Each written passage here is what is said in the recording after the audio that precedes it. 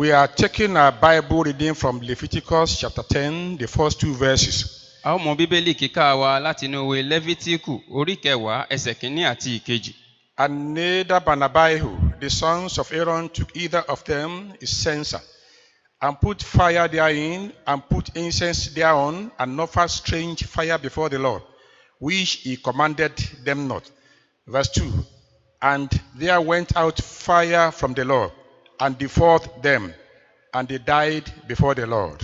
Àti Nádàbù àti Ábíhù, àwọn ọmọ Árónì, olúkúlùkù wọn mú àwo tùràrí rẹ̀, wọ́n sì fi iná sínú wọn, wọ́n sì fi tùràrí sórí wọn, wọ́n sì mú àjèjì iná wá síwájú Olúwa tí òun kò fi àṣẹ fún wọn. Iná sì ti ọ̀dọ̀ Olúwa jáde, ó sì run wọ́n, wọ́n sì kú níwájú Olúwa. Our topic is be careful with spiritual things. Àkòrí ìwàásù wa ni ṣọ́ra fún ohun ti ẹ̀mí. Shall we pray? Ẹ jẹ́ á gbàdúrà. Lord, we pray you speak unto us through your word in Jesus' name. Amen. Let us look at the background to the topic. Ẹ jẹ́ ká wo àwọn ìṣẹ̀lẹ̀ tó ṣokùnfà àkòrí yìí. After the setback in the Garden of Eden and its effects, Lẹ́yìn ìṣẹ̀lẹ̀ tó ṣẹlẹ̀ nínú ọgbà Édẹ́nì àti ipa tó ní lórí ẹ̀dá ènìyàn. God called Abraham primarily to raise a nation through him. Ọlọ́run pe Ábúráhámù láti gbé orílẹ̀-èdè kan dìde fún òun. From Abraham to Jacob, God had 70 souls. Láti ọ̀dọ̀ Ábúráhámù dọ́dọ̀ Jákọ́bù, Ọlọ́run ní 70 ènìyàn. The 70 souls went to Egypt through the man Joseph. Àwọn 70 yìí ni wọ́n lọ sí ilẹ̀ Íjíbítì láti pa ọkùnrin tí à ń pè ní Jósẹ́fù. In Egypt, they multiplied greatly. Ní Íjíbítì ni wọ́n ti gbilẹ̀ lọ́pọ̀lọpọ̀. After 400 years, God led them out through the man Moses. Lẹ́yìn 400 ọdún, Ọlọ́run ti pa ọkùnrin tí à ń pè ní Mósè kó wọn jáde. In Revelation, God gave Moses a plan of how he is to be worshipped. Nínú ìfihàn lọ́lọ́run ti fi hàn Mósè ọ̀nà tí wọ́n ó gbà máa sin òun Ọlọ́run. Moses developed the revelation to a worship system. Mósè wá gbé ìran náà kalẹ̀ gẹ́gẹ́ bí ìlànà ìjọsìn fún Ọlọ́run. God led Moses to appoint Aaron and his 4 sons to be ministers of worship. Ọlọ́run pàṣẹ fún Mósè pé kó gbé Árónì dìde àti ọmọ rẹ̀ kan pé kí wọ́n máa jẹ́ ìríjú àti aṣojú níwájú òun. On the day of their consecration, they offered sacrifice unto the Lord. Ní ọjọ́ ìyàsímímọ́ wọn rúbọ sí Ọlọ́run. It was their first day in office. Ó jẹ́ ọjọ́ àkọ́kọ́ wọn nínú ojúṣe. The sacrifice was acceptable unto the Lord. Ẹbọ ìrúbọ yìí wá jẹ́ ìtẹ́wọ́gbà sí Ọlọ́run. Fire came from heaven upon the sacrifice. Iná ti iwájú Olúwa sọ̀kalẹ̀ sórí ẹbọ náà. The glory of the Lord manifested. Ògo Ọlọ́run sì farahàn. And the people saw it. Àwọn ènìyàn sì rí. They shouted for joy. Wọ́n hó fún ayọ̀. They bowed down, Wọ́n tẹríba. worshiped the Lord face down. Wọ́n sin Ọlọ́run ní ìdojúbolẹ̀. When 2 of the 4 sons of Aaron saw what happened, Nígbà tí méjì nínú àwọn Márónì tí wọ́n rí ìṣẹ̀lẹ̀ yìí, they became excited. inú tiwọn náà dùn pẹ̀lú. They took their censers, Àwọn náà wá mú àwo tùràrí put wọn. fire in them, Wọ́n finá sórí rẹ̀. put incense in them, Wọ́n wá fi tùràrí sórí ẹ̀. and went into the presence of the Lord. Wọ́n sì wọ iwájú Olúwa lọ. Lightning struck them and they died. Iná ó sọ̀kalẹ̀ bíi mọ̀nàmọ́ná ó sì jó wọn run. Reason for their death. Ìdí tí wọ́n fi kú gan. Number 1, Ohun àkọ́kọ́, they used strange fire. torí pé wọ́n mú iná àjèjì wá. According to verse 2, Gẹ́gẹ́ bí ẹsẹ̀ kejì yẹn ti wí. they committed sacrilege, that is disrespect for holy things. Wọn ò bu ọlá fún ohun àìmọ́. Number 3, Ohun kẹta, they acted without instruction or permission. wọ́n ṣe èyí láì gba ìtọ́ni. Number 4, Ohun kẹrin, they performed assignment not assigned to their offices. wọ́n ṣe ojúṣe tí kò tọ́ sí wọn. Number 5, Ìdí karùn-ún, they performed their assignment at the wrong time. wọ́n ṣe ojúṣe yìí ní ọ̀nà tó lòdì. It was once in a year that the high priest should do what they did. Ẹ̀ẹ̀kan lọ́dún ni olórí àlùfáà yẹ kó máa ṣe èyí tí wọ́n ṣe yìí. Number 6, Ìdí kẹfà, they used wrong materials. wọ́n lo ohun tí kò tọ̀nà, Strange fire. tí í ṣe iná àjòjì. Number 7, Ohun keje, they were drunk. wọ́n ti yó fún ọtí. Number 8, Ìdí kẹjọ, they acted with pride. wọ́n ṣe é pẹ̀lú ìgbéraga. Let us look at the spiritual nature of Aaron, their father. Ẹ jẹ́ ká wo ọ̀nà tí bàbá wọn fi gbà ṣe iṣẹ́ yìí ní ọ̀nà ẹ̀mí. God did not allow Aaron to mourn the death of his 2 sons. Ọlọ́run ò gba Árónì láyè láti sunkún tàbí ṣọ̀fọ̀ lórí àwọn ọmọ rẹ̀ méjèèjì yìí. He did not allow his 2 sons to mourn the death of their brothers. o kò gba àwọn ọmọ rẹ̀ tó kù láàyè láti ṣọ̀fọ̀ fún àwọn ẹ̀gbọ́n wọn tó kù. Only the people of Israel should mourn. Àwọn ọmọ Ísírẹ́lì nìkan ni kí wọ́n ṣọ̀fọ̀. Why? Kí nìdí? Because Aaron was spiritual. Nítorí pé Árónì jẹ́ ẹni ẹ̀mí. He was set aside for the Lord. A ti yà á sọ́tọ̀ fún Olúwa. Had been consecrated. A sì ti yà á sí mímọ́. He had become God's representative. Ó ti di aṣojú Ọlọ́run. With his sons, they were God's representative. Pẹ̀lú àwọn ọmọ rẹ̀, wọ́n ti jẹ́ aṣojú fún Ọlọ́run. Therefore, they were spiritual persons. Torí náà, wọ́n ti tipa èyí di ẹni ẹ̀mí. As spiritual persons, they must identify with the position of God. Gẹ́gẹ́ bí ẹni ẹ̀mí, ipò tí Ọlọ́run bá wà ni Ọlọ́run fẹ́ kán wà pẹ̀lú. They must identify with the anger of the Lord. Tí Ọlọ́run bá ń bínú, Ọlọ́run fẹ́ kí àwọn náà wà lórí ibì kan náà pẹ̀lú They òun. must not be against the judgment of God. Wọn ò gbọ́dọ̀ ṣe lòdì sí ìdájọ́ Ọlọ́run. It will amount to rebellion. Yóò túmọ̀ sí pé wọ́n ṣọ̀tẹ̀. Judgment killed the two sons of Aaron. Ìdájọ́ ló pa àwọn ọmọ Árónì méjèèjì. Because God wanted to defend his holiness. Nítorí pé Ọlọ́run fẹ́ pa mímọ́ rẹ̀ mọ́. God wanted to rebuke their carelessness with spiritual things. Ọlọ́run fẹ́ bu ọlá fún ohun tí ṣe God ti ẹ̀mí. wanted to rebuke Ọlọ́run fẹ́ bá their wí. disrespect for spiritual things. Ọlọ́run fẹ́ bá wọn wí nítorí pé wọn ò bu ọlá fún ohun tí ẹ̀mí rẹ̀.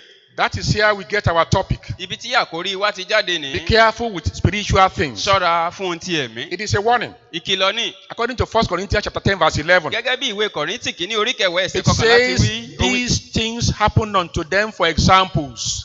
Nǹkan wọ̀nyí sì ṣẹ̀ sí wọn bí àpẹẹrẹ fún wa. And they were written for our admonition. A sì kọ̀wé wọn fún ìkìlọ̀ wa. Let us look at spiritual things. Ẹ jẹ́ ká wo àwọn tó jẹ́ ohun ẹ̀mí gan. Everything about God and his word is spiritual. Gbogbo ohun tó bá jẹ́ ti Olúwa àti ọ̀rọ̀ rẹ̀, ó jẹ́ ohun tẹ̀mí. The Bible is spiritual. Bíbélì ohun tẹ̀mí ni. It is the holy book of God. Ó jẹ́ ìwé mímọ́ Ọlọ́run. We have the word of God. Níbi tí a ti ní ọ̀rọ̀ Ọlọ́run The gan. gospel is spiritual. Ìyìn rere ó jẹ́ ohun tẹ̀mí pẹ̀lú. Gospel of salvation. Ìyìn rere ìgbàlà. It must be undiluted. Kò gbọ́dọ̀ ní àdàlù. Romans chapter 1 verse 16 says, Gẹ́gẹ́ bí ìwé Róòmù orí kìíní ẹsẹ̀ kọkànlélógún wípé. it is the power of God unto salvation Ó jẹ́ agbára Ọlọ́run sí ìgbàlà. for everyone that believes. Fún ẹnikẹ́ni tó bá gbà á gbọ́. Number 3, Ohun kẹta. faith unto salvation is spiritual. Ìgbàgbọ́ sí ìgbàlà ó jẹ́ ohun tẹ̀mí. According to Hebrew 11:1, Gẹ́gẹ́ bí ìwé Hébérù orí kọkànlá ẹsẹ̀ kìíní. faith is being sure of what you hope for Ìgbàgbọ́ ni ìdánilójú ohun tí à ń retí. and being certain of what you don't see. Àti ìjẹ́rìí ohun tí a kò rí.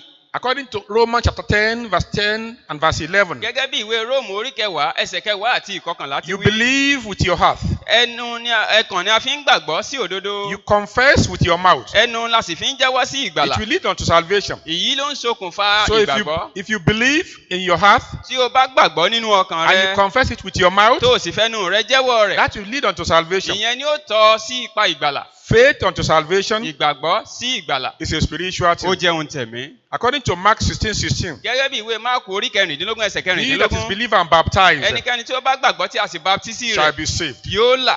Number 4, Ohun kẹrin, his church is a spiritual thing. ìjọ Ọlọ́run gan ohun tẹ̀mí ni. The people of God are spiritual thing. Àwọn ènìyàn Ọlọ́run ohun tẹ̀mí ni wọ́n jẹ́. Matthew 16:18 says, I will build my church, Ìwé Mátíù orí kẹrìndínlógún ẹsẹ̀ kejìlélógún wípé èmi ó kọ́ ìjọ and mi. the gate of hell shall not prevail against Ẹnu it. ọ̀nà ipò òkú kì yóò sì borí rẹ̀. According to 1 Peter chapter 2 verse 5, Gẹ́gẹ́ bí ìwé Pétérù kínní orí kejì ẹsẹ̀ karùn-ún ti the wí. church is a spiritual house, Ìjọ ó jẹ́ ibi ilé mímọ́. a holy priesthood, Ó jẹ́ orílẹ̀-èdè mímọ́ to offer sacrifice unto the Lord. láti fi iṣẹ́ ìsìn fún Ọlọ́run. Number 5, Ohun karùn-ún, is honor, ọlá rẹ̀, the fear of God, ọ̀wọ̀ Ọlọ́run, holy fear. ẹ̀rù mímọ́. Malachi chapter 1 verse 6, Ìwé Málákì orí kìíní ẹsẹ̀ kẹfà. it says, Ó wí pé a son honors his father, ọmọ a máa bọlá fún a bàbá. servant honors his master. Ọmọ ọ̀dọ́ a sì máa bọlá fún olúwa If rẹ̀. then I be a Tí father, n bá jẹ́ bàbá yín, where is my honor? ọlá mi á dà. If I be a master, Tí n bá sì jẹ́ olúwa where is yín, my fear? ẹ̀rù mi á dà. Says the Lord of hosts. Bẹ́ẹ̀ ni olúwa Ọlọ́run àwọn ọmọ His ogun wí. fear is honor.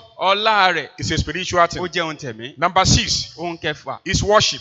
ìsìn rẹ̀. According to Matthew 21 verse 13, Gẹ́gẹ́ bí ìwé Mátíù orí kọkànléní-ogún ẹsẹ̀ kẹtàlá. house of worship. Àní ibi ìjọsìn. House of worship. Ibi ìjọsìn. Matthew 21:13. Ìwé Mátíù orí It kọkànléní-ogún says, ẹsẹ̀ kẹtàlá wípé My house ilé mi shall be called the house of prayer. ilé àdúrà la ó máa pè é. Number 7 ohun keje is worship.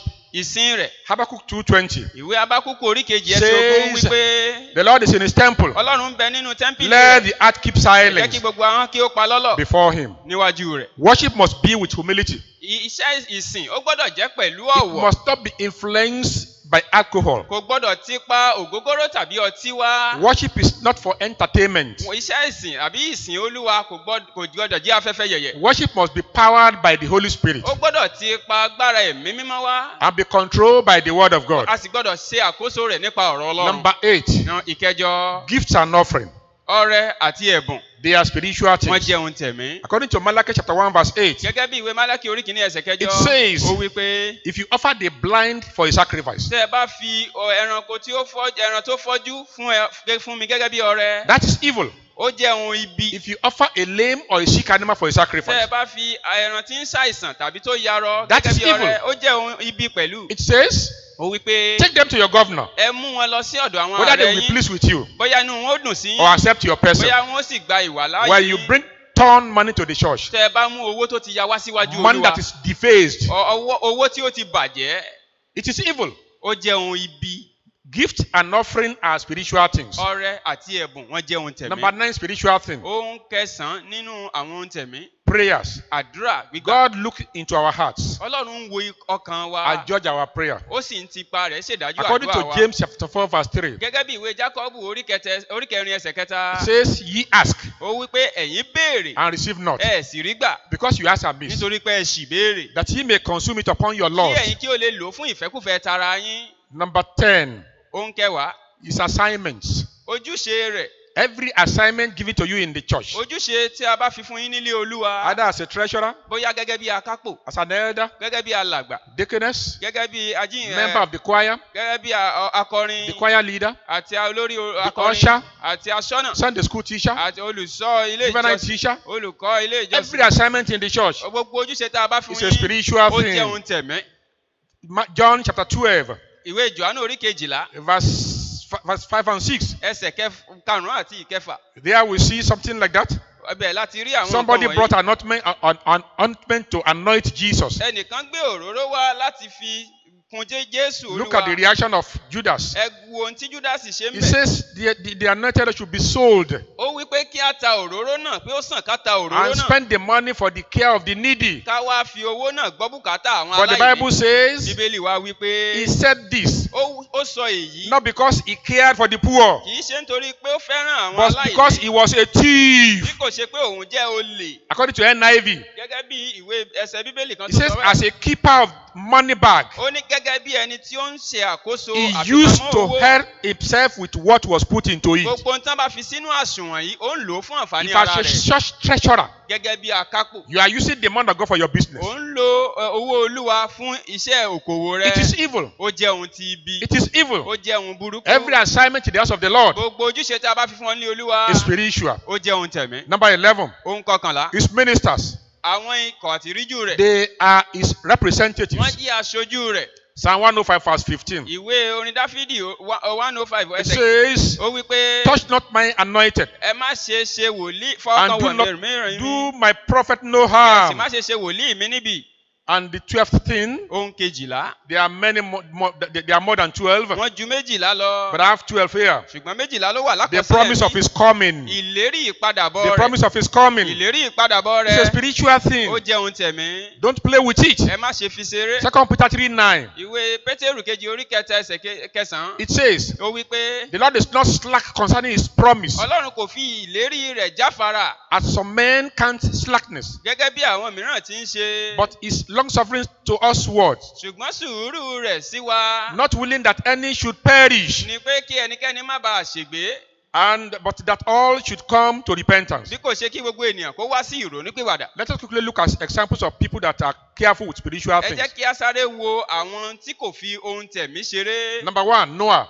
Ẹni àkọ́kọ́ nínú By his obedience and faith, nípa ìgbàgbọ́ àti he ìgbọràn rẹ̀. preserved the human race. Òun ló pa ìran ènìyàn Number mọ́ 2, láyé. Abraham. Ábúráhámù lẹ́nu By kejì. his obedience and Ìgbàgbọ́ faith, rẹ̀ àti ìgbọràn rẹ̀. he moved from known to unknown. Ó fi ibi tí ó mọ̀ sílẹ̀ lọ sí ibi tí ó And mọ̀. God raised a nation through him. Ọlọ́run sì ti pàṣẹ rẹ̀ gbé Number orílẹ̀-èdè 3, dìde. the young boy David. Ọ̀dọ́mọkùnrin Dáfídì.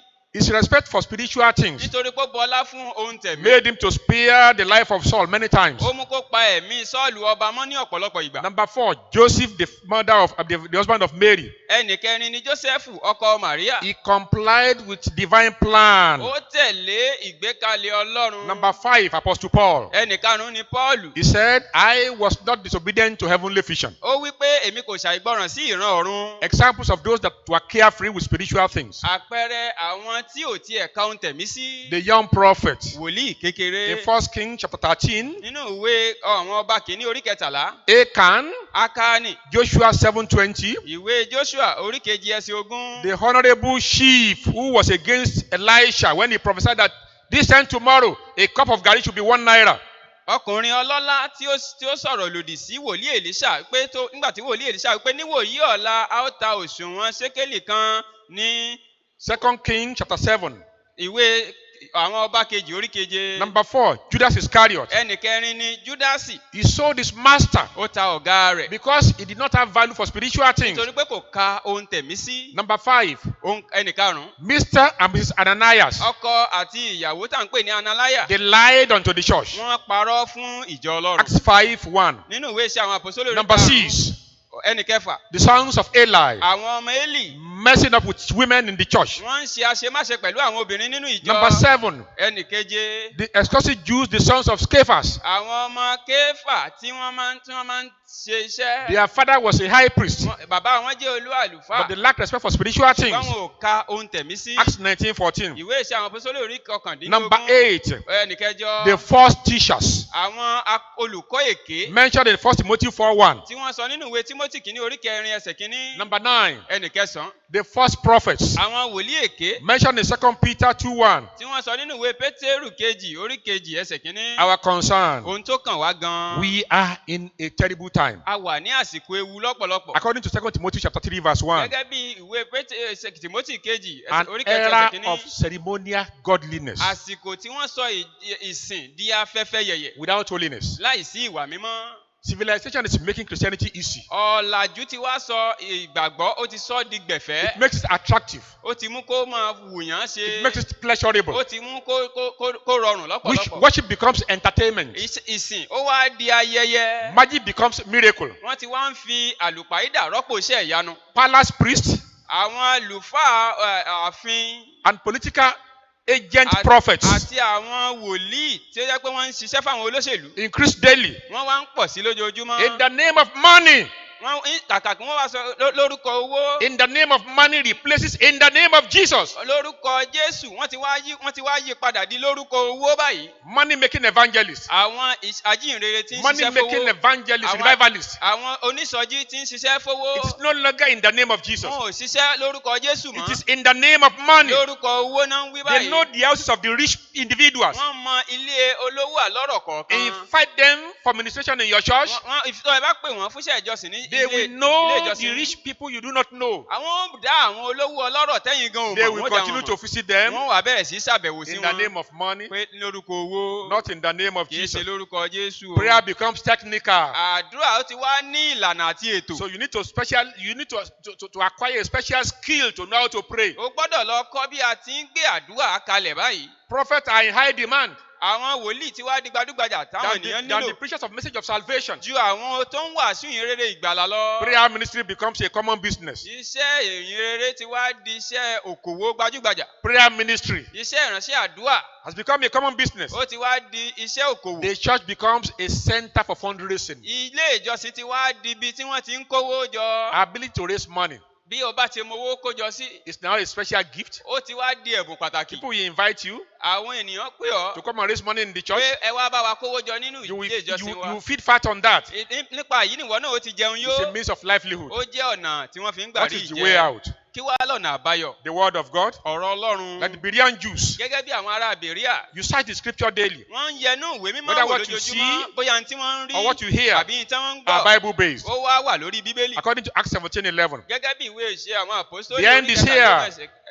The end is here. Òpin ti dé. Let us be careful of spiritual Ẹ jẹ́ things. ká kíyèsára fún àwọn oúnjẹ God yìí. killed the sons of Aaron Ọlọ́run fún àwọn ọmọ Árónì. for the respect for spiritual things. Ó pa wọ́n run nítorí pé wọn ò Every bọlá fún sin tẹ̀mí. unrepented Gbogbo ẹ̀ṣẹ̀ táwọn bá ti ronúpìwàdà and without tí forgiveness wọn ò sì dárí ẹ̀jẹ̀ shall be wá. punished. Gbogbo ẹ̀ ní òní Number ìdájọ́. 15:30. Ìwé Númérì orí 15 ẹsẹ̀ The 30. same gospel Ẹ̀yìn rere yìí kan náà that brings salvation unto many tó gba àwọn kan là will bring death ni ó wàá mú ikú unto many. wá fún ọ̀pọ̀lọpọ̀. According to Mark 16:16. Gẹ́gẹ́ bí ìwé Máàkù orí same 16 ẹsẹ̀ fire. 15. Ó pe iná kan náà. The same fire Iná kan náà that brought purification tí ó mú ìsọdimímọ́ ìwẹ̀nùmọ́ or wá day of consecration ní ọjọ́ ìyàsímímọ́ was the same fire ó wá jẹ́ iná kan náà that killed the sons of Aaron. tí ó pa àwọn ọmọ The Árónì. same gospel of salvation Iṣẹ́ ìrere kan will náà be the same gospel of condemnation. tí ó jẹ́ fún ìgbàlà fáwọn kan náà Will yóò pa be, àwọn kan. yes, according to Mark 16:16. Yóò pa àwọn kan run gẹ́gẹ́ bí ìwé He that Máàkù. believeth is Ẹni baptized, tí ó bá gbàgbọ́ tá a sì and shall be baptisi rẹ̀ saved. yóò là.